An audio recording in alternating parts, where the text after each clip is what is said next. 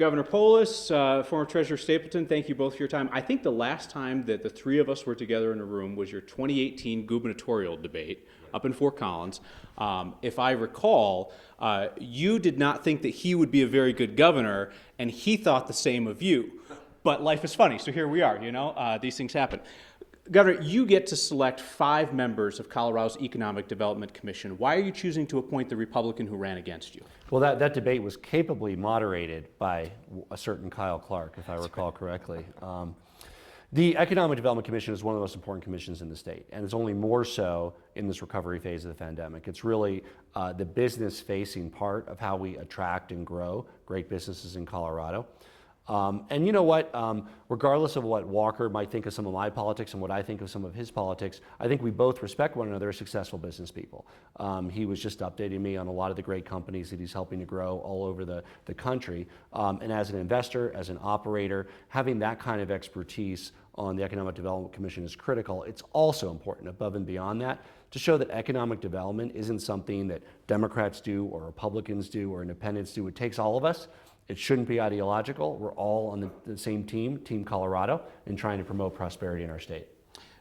Mr. Stapleton, what do you think could be done on the economic development front that isn't being done now? Specifically, what can be done to get Coloradans back to work in jobs where they feel like they're respected?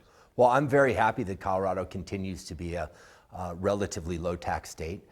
I think that it's a great opportunity to attract businesses from California and Texas and everywhere else in the country. And the Economic Development Commission plays a vital role in being a cheerleader to attract great companies to Colorado. And as the governor just told you, that's not really and shouldn't be a partisan effort. It should be a bipartisan effort. It should be an effort that independents, Republicans, and Democrats all join in as cheerleaders for Colorado. And that's what really excites me. There's some great people on this commission.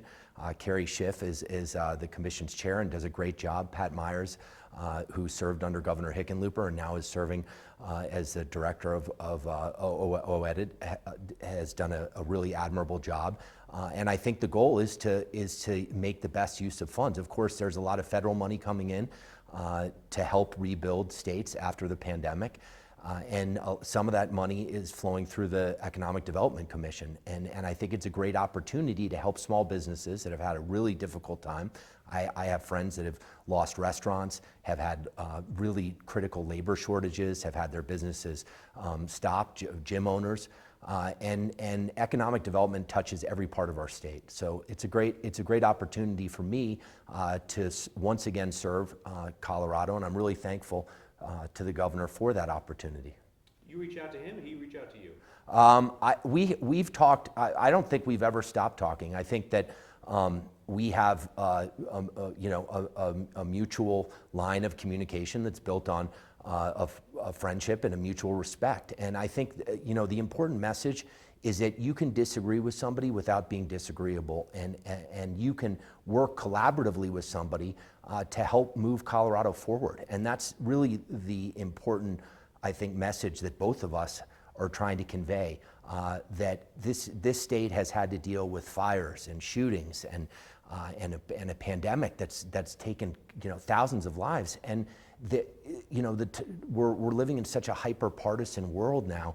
The idea that people can't break bread together and have a relationship just because they're affiliated with different political parties is ridiculous to me. It shouldn't be that way. Colorado always works better when people roll up their sleeves and work together. I want to talk more about bipartisanship and what has happened to our politics since you two gentlemen ran against each other for governor, after we talk a little bit more about economics and public policy. So, Governor, Denver's business leaders this week said that public policy is the greatest threat to our economy. They're talking about Democratic control of the legislature. And so I'm curious, is there anything that you're hearing from Democrats at the State House that you feel would be economically harmful and you want to head off in this upcoming legislative session?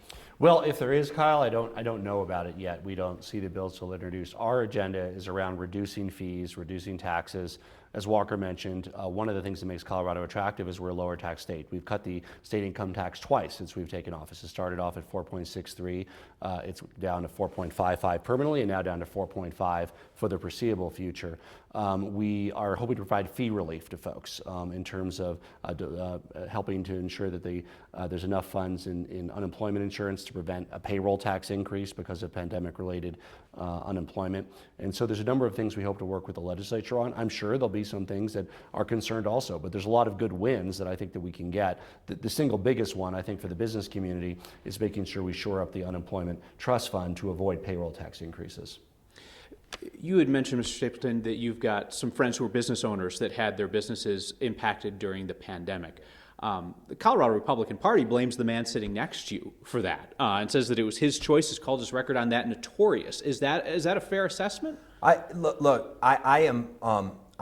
one thing that I'm probably most delighted about is to be removed from the mudslinging of politics.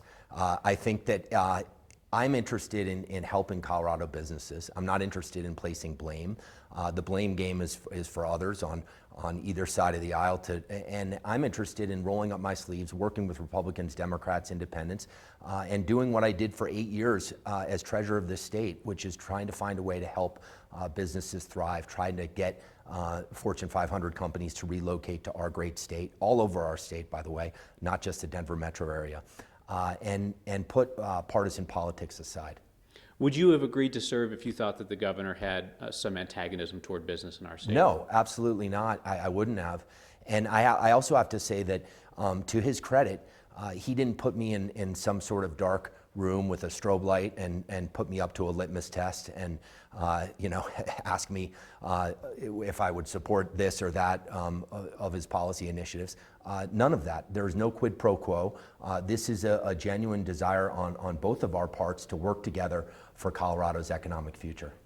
This is the second time in recent weeks, Governor, that you have appointed a Republican to a position that you could have appointed a Democrat to. I'm thinking about the Board of Regents recently. And you'll hear Democrats say that these decisions to appoint Republicans to powerful positions gets you applause from the folks who like bipartisanship, but it hurts progressive policy goals. Well, look, I mean, the way that we approach both EDC and also the Board of Regents is it's not that we're trying deliberately to appoint people to a particular party. We just want to appoint the best people. Walker is the best person for this role. When we looked at Regents, we had 20-some applicants. Our team interviewed everybody. I interviewed the top 4 or 5. The best person for the job happened to be a Republican. It wasn't like, we're not going to appoint him because he's a Republican. He's going to do a great job as a regent. So this state to succeed, we need the best contributions, and we want everybody to give the most they can to make our state the best. And that means whatever your ideology is, wherever you live, whatever your race is, it just doesn't matter. We want your help in building a better Colorado. We talk about the impact of pandemic public health decisions on the economy.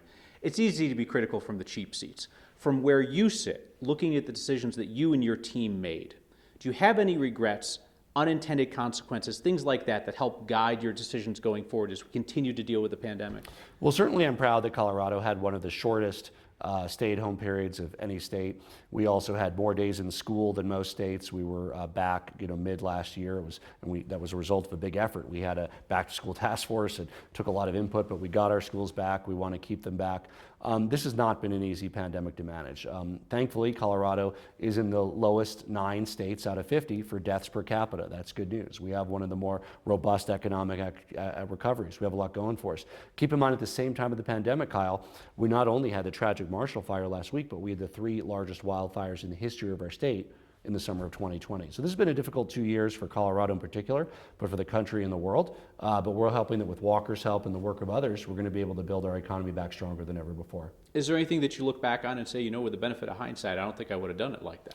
Well, Kyle, I used this line early in the pandemic, and it's just as true today. I mean, I always wish that I had tomorrow's information today, next month's information this month. The truth is you don't. It's like saying after a football game and the play that you called didn't work and you're the coach, would you have called a different play knowing that the one didn't work? You probably would. But I mean, we make the best information, best decisions with the information that we have at any given time. And that's really all you can ask. In addition to the way that the pandemic has changed our world, it seems like 2018, when you guys were running against each other for governor, is just a world away, politically speaking. So I want to talk about that. So first off, Mr. Stapleton, would you consider voting for him for re-election? I don't know. We'll see. I'm not going to be involved in the governor's race. I know that, much to my wife's delight, and my kids, by the way. I definitely, I really applaud his desire to keep the state income tax low. I'm an ardent defender of Tabor. We may have some disagreements about that, but we kept the state income tax low, and he gets credit for lowering it. So I'll look at the policies, and I think that I'm more interested in somebody who's willing to move Colorado forward than I am some sort of partisan affiliation. About where your party has gone in the last 3 years versus the kinds of things we heard you talk Right. about when you ran for governor. So Yeah. it was just this week, former State House Representative Cole Wist decided to leave the Republican Party, and he cited, quote, election lies, vaccine misinformation, making it harder to vote, excusing January 6th thuggery, conspiracy theories galore.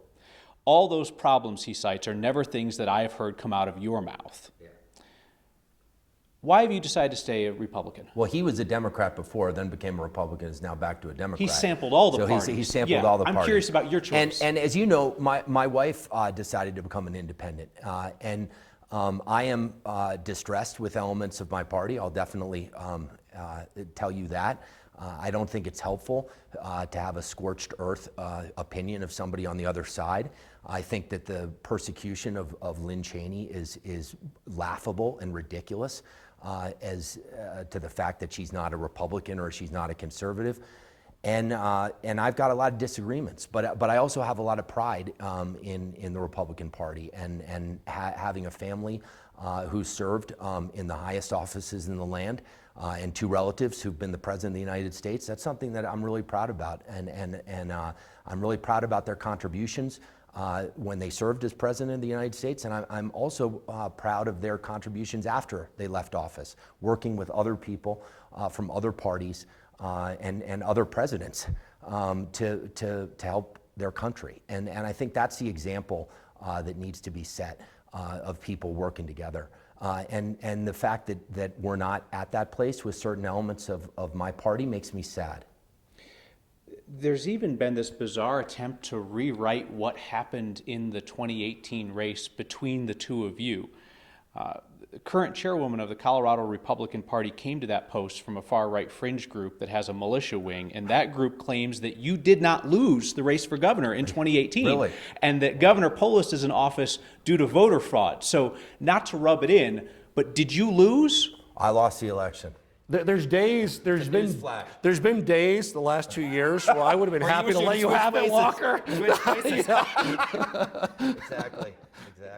Well, we might have put that to bed. Go, please. Yeah. I think that and I'm sure the governor would agree with this sentiment.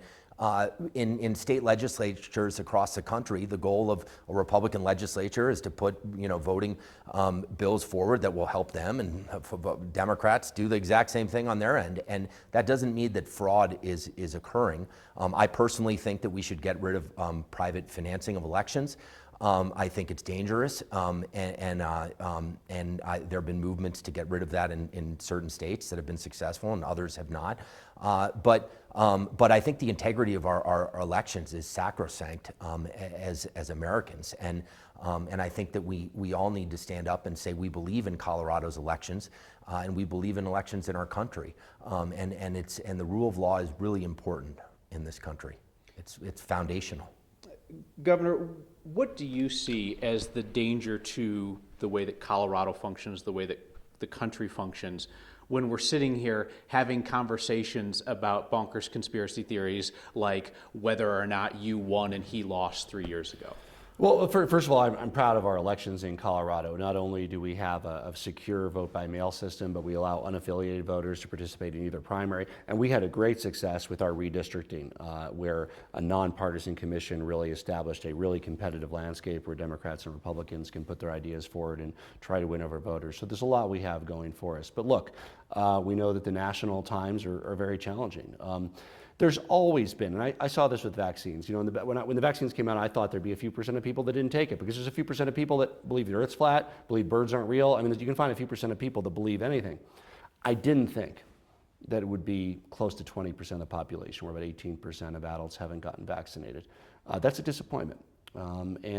I think what we're finding is, while these things have always existed, now social media allows for their amplification, and it allows for it to reach people who descend deeper and deeper in these rabbit holes, whatever that theory is, whether it's that elections weren't really won, or vaccines don't work, or the earth is flat, and you're reinforced by hearing voice after voice down that same rabbit hole, and I think that's why it's become so much worse.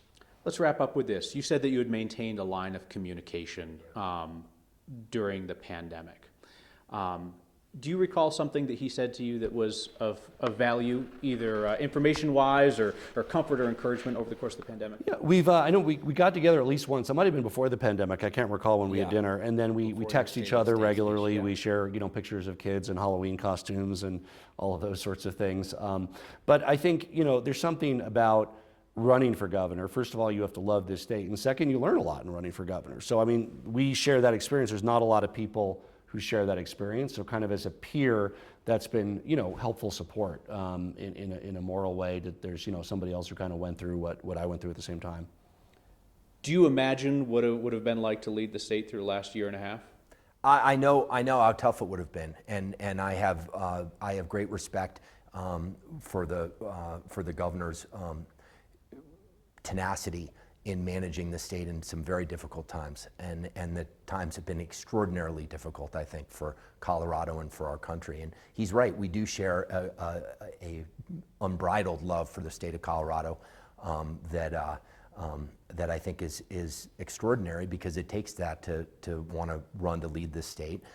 And we've always had a good relationship. We talked as the pandemic was starting, and about family-related things, and he shared about concerns about his parents. And even when he was in Congress and I was the treasurer, I remember talking to him about the start of the Land Trust Investment Board, which I was able to get done. He was one of the people that championed the idea and had the idea that would be a good use of the land trust funds to be actively invested for the first time. So I think having a relationship with somebody from a different party across the aisle, I didn't enjoy the campaign particularly, and neither did my family, but I don't harbor grudges, and I think it's more important to come together, and I think it's helpful to Colorado to maintain a relationship with the governor, and vice versa, hopefully. And it's my hope that when people go into politics, it should be out of love of country and to make the country and the world a better place. And if people could just find that, the public servants in themselves, Republican, Democrat, and realize that no matter what your perspective is, as you know, Kyle, this is not like a fun line of work to be in. We do it because we really care. Everybody who runs, I think. And so I think people need to kind of re-center that and understand that whatever your perspective is, it's because you care that you're putting yourself into the arena, and because you have a vision for making our state or the country a better place. Governor Polis, Walker Stapleton, thank you both for your time. Thank you, Kyle. Thank you.